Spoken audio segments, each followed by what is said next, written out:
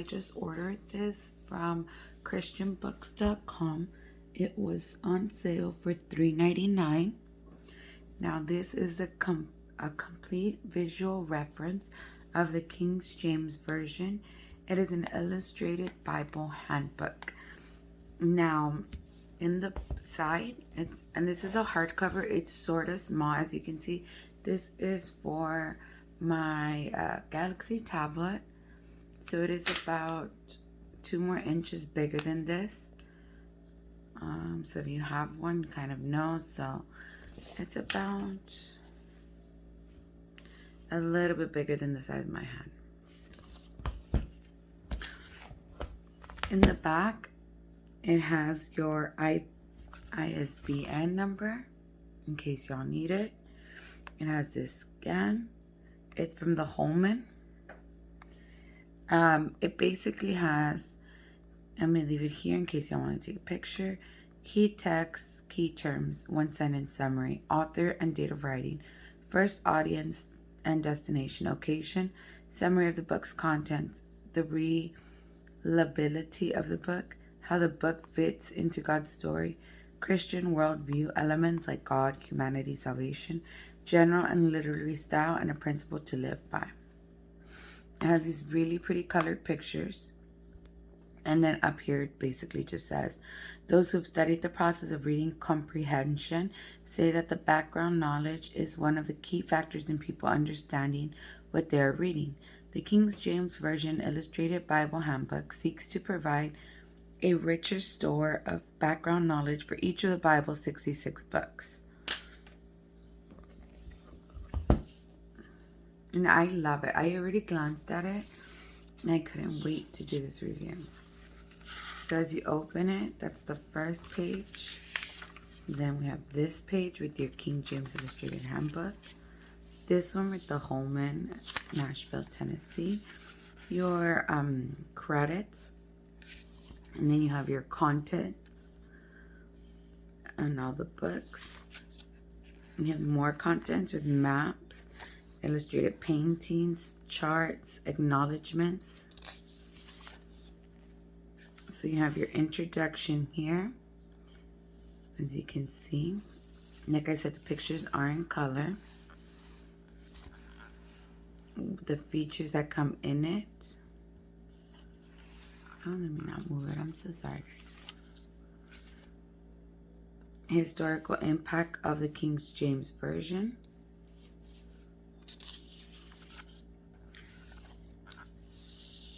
Daniel Webster.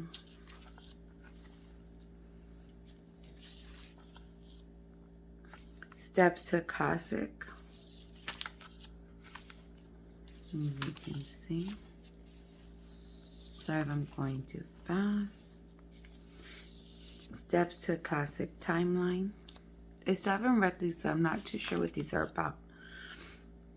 And then we have the Psalm. This is, I assume how the Psalms looked.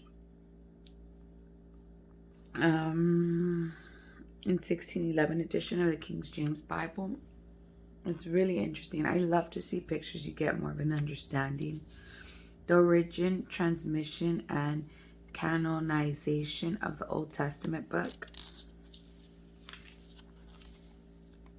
So I love pictures, guys. It just gives you like another insight. And with color, it's just like, I don't know. To me, it's just so much better than black and white. The Hebrew canon of the Old Testament. The Apocrypha. And then you get into your book. So the book I'm doing on my study is Esther. So I'm going to go ahead and find Esther so y'all can see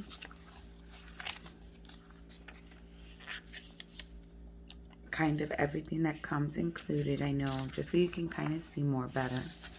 So I'm doing the Book of Esther study, and it basically says the English title is the name of a heroine of the story. The title carries over from the Hebrew Bible, so Esther.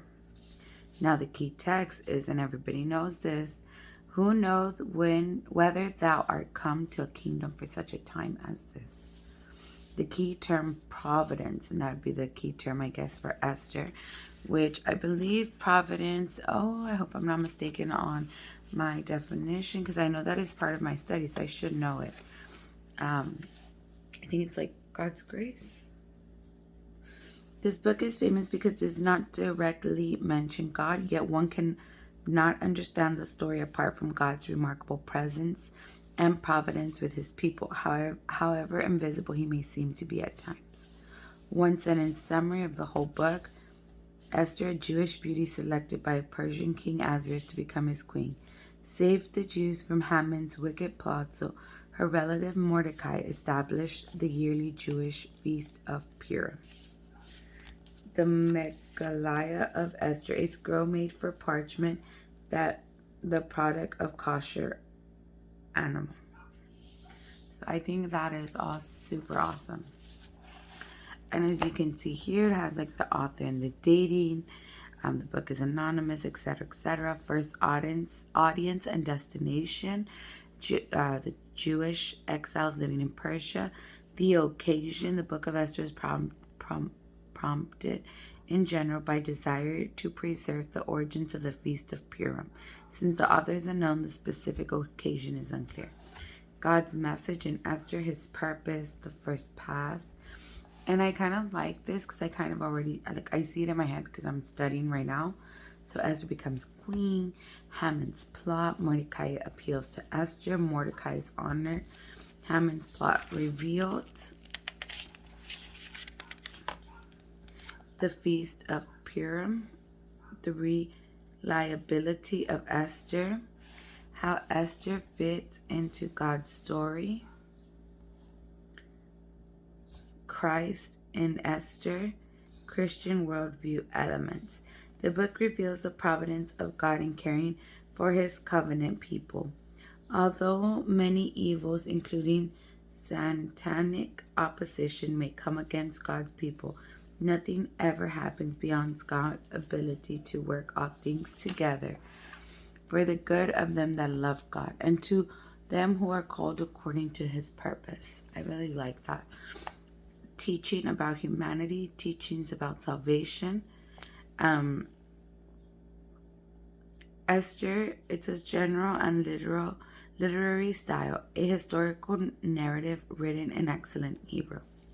And it says Esther is carefully crafted narrative, but its events really happened.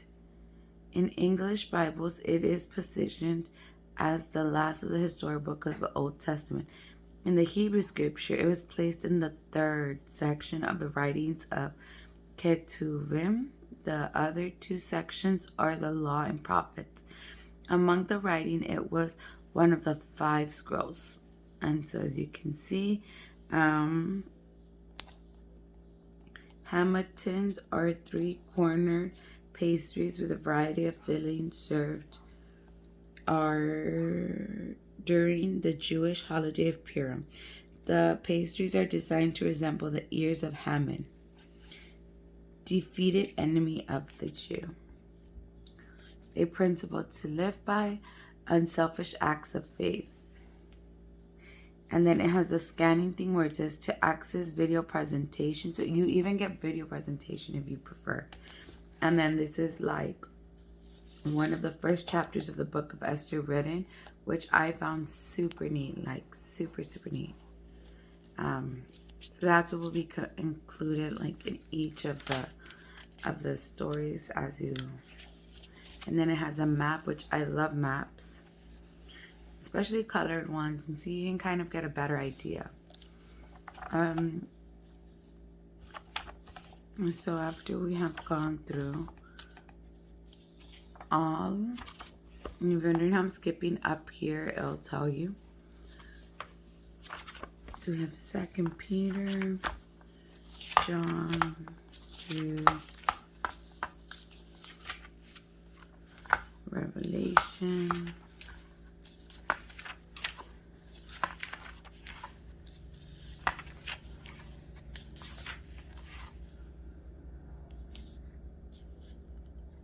weights and measures,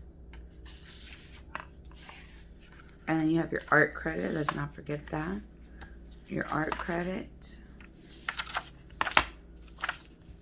And that is it, guys. That is everything. So what I just realized right now is that, in our contents, all these maps and charts will be towards the beginning, majority of them. See, as you can see.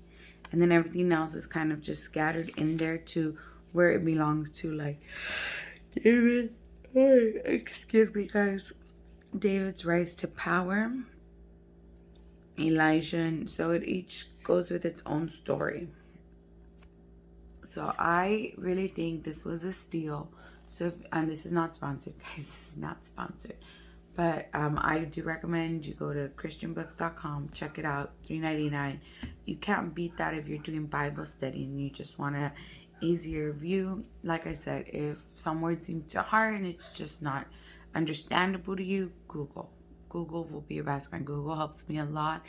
And that's why I prefer to do my preference is King James Bibles, because it's difficult, but it's not too easy where I get bored. So I Google words I don't understand, and that just gives a whole new meaning. So everybody, thank you for watching my review. I hope you enjoyed. Give it a thumbs up if this was helpful. If it wasn't, let me know what I can do to help y'all, or redo a video like this so that y'all have a better understanding. Thank you and have a blessed day.